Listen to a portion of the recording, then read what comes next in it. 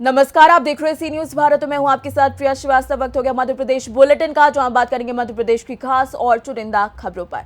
शुरुआत करेंगे गंज बासौदा से, जहां बांग्लादेश में हिंदू समुदाय पर हो रहे अत्याचार के विरोध में स्थानीय रामलीला मैदान नया बस स्टैंड पर करीब 10,000 से भी ज्यादा हिंदू समाज एकत्रित हुआ और एक विशाल आम सभा को भी संबोधित किया। इस सभा में क्या कुछ हुआ, आइए आपको इस रिपोर्ट में दिखाते हैं। गंज बसौदा बांग्लादेश में मजहबी कट्टरपंथियों द्वारा हिंदू समुदाय पर हो रहे अत्याचार के विरोध में मंगलवार की दोपहर करीब 2 बजे स्थानीय रामलीला मैदान नया बस स्टैंड पर सकल हिंदू समाज के बैनर तले संतों की अगुवाई पर करीब 10,000 से भी अधिक हिंदू समाज एकत्रित हुए और एक विशाल आमसभा भी संबोधित की गई। आमसभा के मुख्य अतिथि नौलखी खालसा के श्री महंत राम मनोहर दास महाराज ने उपस्थित सकल हिंदू समाज व जन समुदाय को संबोधित करते हुए कहा कि अत्याचार करने वाले अत्याचारी को अगर समाप्त भी कर दिया जाए तो उसका पाप नहीं लगता है। साथ ही उन्होंने कहा गद्दी पर बैठे हुए राजा की यह जिम्मेदारी होती है कि वह अपनी प्रजा की रक्षा करे। बांग्लादेश पर तो राजा की भक्षक बना हुआ है। वहीं मुख्य वक्ता अखिल भारतीय विद्यार्थी परिषद की राष्ट्रीय मंत्री विदिशा विभाग संगठन मंत्री शालिनी वर्मा ने कहा कि जो हमारे टुकड़ों पर पला वह अभी हिंदुओं पर अत्याचार कर रहा है। वर्मा ने कहा कि बसौदा में उपस्थित हजारों हजार हिंदू समाज में मुझे छत्रपति शिवाजी, श्री कृष्ण व श्री राम की छवि दिखाई पड़ती है।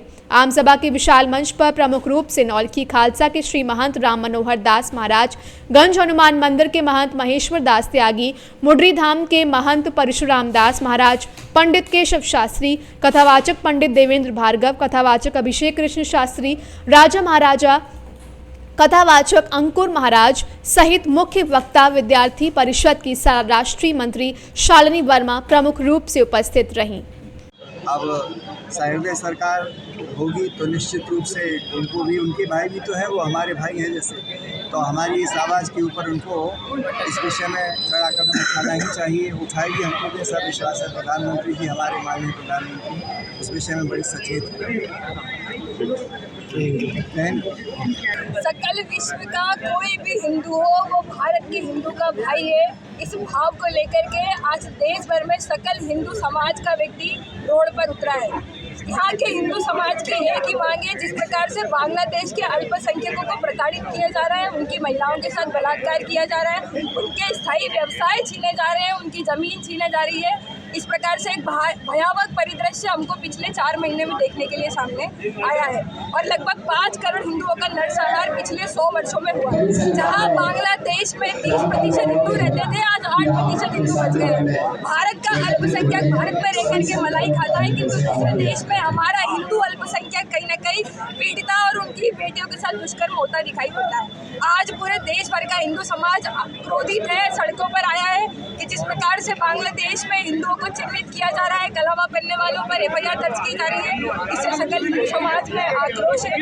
हमारा सरकार से यही आग्रह है कि वैश्विक स्तर पर ऐसे बांग्लादेश पर दबाव बनाया जाए, जिन हिंदुओं को घायल किया गया है उन पीड़ितों का रखरखाव किया जाए और हमारे गुरु महाराज चिन्मय दास महाराज को जिस प्रकार से वहाँ असंवैधानिक तरीके से गिरफ्तारी करी है, ये कहीं ना कहीं पूरे देश को शर्मसार घटना करने वाली है। जिस प्रकार से पूरा देश का विपक्ष इस पूरी घटना पर मुंह में दही जमाए बैठा है, इससे ये भी स्पष्ट होता है कि वो ऐसी कट्टर मजहब के साथ है और इसलिए वो भारत के हिंदू और बांग्लादेश के हिंदुओं पर बोलने से डरता है। इसलिए आज देश भर का हिंदू उनके साथ खड़ा है। देश के हिंदुओं की संवेदना है, उनके आज की सरकार है। इसलिए चाहे पाकिस्तान जब हमको आक्रोश दिखाता हो तब भी सर्जिकल स्ट्राइक के माध्यम से हमने जवाब दिया है, क्योंकि बांग्लादेश की परिस्थिति ऐसी है कि सकल विश्व को वैश्विक स्तर पर एक साथ आना आवश्यक है। उसी का आह्वान लेकर के हिंदू समाज निकला है और राष्ट्रवाद की सरकार है, ऐसा हम भी मानते हैं। इसलिए हिंदू भी आज सड़क पर उतरा है, क्योंकि हिंदू उसी से अपेक्षा करता है जो हिंदू के लिए लड़ता है। गंज बसौदा से सी न्यूज संवाददाता हेमंत आनंद की रिपोर्ट। इसी के साथ रुख करेंगे मध्य प्रदेश की अगली खबर का। खबर ग्वालियर से है, जहां एनएसयूआई के प्रदेश उपाध्यक्ष अभिमन्यु पुरोहित ने केंद्र की बीजेपी सरकार पर निशाना साधा है। उन्होंने बीजेपी को लेकर क्या कुछ कहा और क्या कुछ वार किए, इस रिपोर्ट में देखिए। ग्वालियर में केंद्र में बैठी बीजेपी सरकार द्वारा 10 साल से शिक्षा बजट में कटौती, छात्रवृत्ति, पेपर लीक, परीक्षा घोटाले रोकने के विरोध में एवं सरकार की अग्निपथ योजना बंद कराने को लेकर आगामी 5 दिसंबर को देश भर से हजारों छात्रा एनएसयूआई के बैनर तले दिल्ली पहुंचकर संसद मोर्चा करने जा रहे हैं। इस मामले में अभिमन्यु पुरोहित प्रदेश उपाध्यक्ष NSUI ने क्या कुछ कहा, आइए आपको सुनवाते हैं। मैं आपको बताना चाहता हूं कि हमारे NSUI के राष्ट्रीय अध्यक्ष श्री वरुण चौधरी जी के नेतृत्व में हम संसद मार्च कर रहे हैं। जो शिक्षा और नौकरी की लड़ाई, हम सरकार से मांग करते हैं कि जो शिक्षा बजट में कटौती, हम देख रहे हैं कि हमेशा शिक्षा बजट में कटौती होती है और छात्रवृत्ति विद्यार्थियों को टाइम से नहीं मिलती है। दूसरी हमारी उनसे मांग है कि अग्निपथ योजना को बंद करें और हमारी उनसे मांग है कि जो सरकारी पद खाली पड़े हुए हैं उनको तुरंत भरा जाए और जो आंदोलनकारी छात्र हैं जिन पर फर्जी मुकदमे लगाए गए हैं वो सारे फर्जी मुकदमे वापस लिए जाए। और हम उनसे मांग करते हैं कि मणिपुर में हिंसा की जगह शांति स्थापित की जाए। हम अपने छात्र हितों के मुद्दे को लेकर संसद मार्च करेंगे 5 तारीख को। और क्या कुछ कितने साथियों से मिला? मैं कल यहाँ से ग्वालियर से दिल्ली के लिए अपने सैकड़ों साथियों के साथ निकलूंगा। माननीय प्रदेश अध्यक्ष श्री आशुतोष चौकसी जी के नेतृत्व में मध्य प्रदेश से हजारों की संख्या में NSUI के कार्यकर्ता और छात्र अपने हक की लड़ाई लड़ने के लिए दिल्ली जाएंगे। क्या कुछ संदेश देना चाहेंगे? मैं सभी छात्रों को और युवा साथियों को संदेश देना चाहता हूं कि अपने हक की लड़ाई लड़ें और अपने हक को मांगें, क्योंकि ये सरकार बहरी और गूंगी है, ये बिना मांगे हमें हमारा हक नहीं देगी। ग्वालियर से सी न्यूज संवाददाता शिवम की रिपोर्ट। वक्त हो गया है बुलेटिन में अगली खबर की ओर बढ़ने का, जो रीवा जिला प्रशासन के हवाले से जिले भर में सरकार द्वारा घोषित समर्थन मूल्य 2300 रुपए प्रति क्विंटल की दर से सोमवार 2 दिसंबर से धान खरीदी के लिए 78 केंद्र स्थापित कर दिए गए हैं। इस रिपोर्ट को देखिए। खबर मध्य प्रदेश के रीवा जिले से है, जहां पर जिला प्रशासन के हवाले से जिले भर में सरकार द्वारा घोषित समर्थन मूल्य 2300 रुपए प्रति क्विंटल की दर से सोमवार 2 दिसंबर से धान खरीदी के लिए 78 केंद्र स्थापित किए गए थे, लेकिन मंगलवार को भी समय से बारदाना न पहुंचने से नहीं हुई धान खरीदी। संयुक्त किसान मोर्चे के संयोजक शिव सिंह शाम को धान खरीदी केंद्र करहिया मंडी पहुंचकर किसानों से मिले, जहां किसानों ने बताया कि आज 3 बजे 5-5 हजार बारदाना प्रति केंद्र भेजे गए, लेकिन धान खरीदी नहीं हुई। इस बीच शिव सिंह ने क्या कुछ कहा, आइए आपको सुनवाते हैं। आज करहिया मंडी धान खरीदी केंद्र हम पहुंचे। देर रात्रि का समय है और 2 दिन से यहां पर सरकार ने डेट दिया है धान खरीदी के लिए, लेकिन बारदाना ना पहुंचने से किसानों की धान खरीदी नहीं हुई।